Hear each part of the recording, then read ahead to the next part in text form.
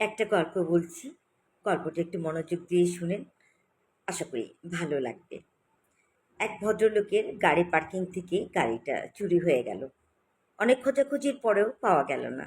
২ দিন পরে গাড়িটা দেখল যে সেই জায়গাতেই আছে এবং গাড়ির ভিতরে একটা ছোট্ট চিরকুটে লিখা আছে যে মায়ের অসুস্থতার কারণে গাড়িটা চুরি করে নিতে হলো।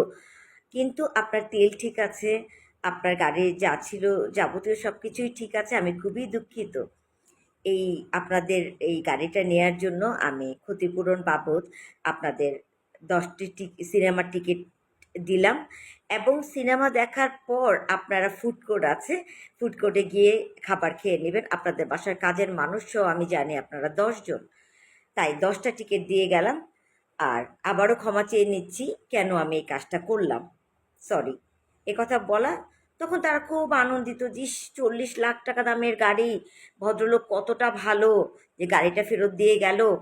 একথা বলে তারা ১০ জনই সিনেমা হলে সিনেমা দেখতে গেল, ভরপুর খাবার খেলো। বাসায় এসে দেখে গাড়ি পার্কিংয়ে গাড়ি নেই। একটা ট্যাক্সি ভাড়া করে বাসায় এসে দেখে তালা ভাঙা, ঘরের সমস্ত কিছু চুরি করে নিয়ে যাওয়া।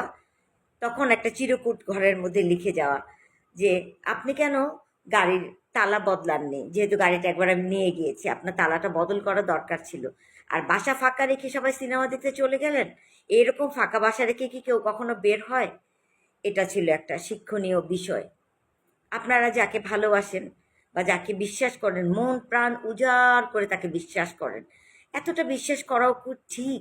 অজানা অচেনা একটা মানুষ ভার্চুয়াল জগতের কি বলে না বলে তাতে আপনারা ফেথ এতটাই বেশি তাদের প্রতি বিশ্বাস এনে ফেলেন যে পুরো পৃথিবী একদিকে, যে সে যা বলছে তাই একদিকে বিশ্বাস করবেন। এতটা বিশ্বাস করবেন না যে এই গাড়িটার মতো এবং এই পরিবারটার মতো ধ্বংসস্তূপে পরিণত হতে হয়।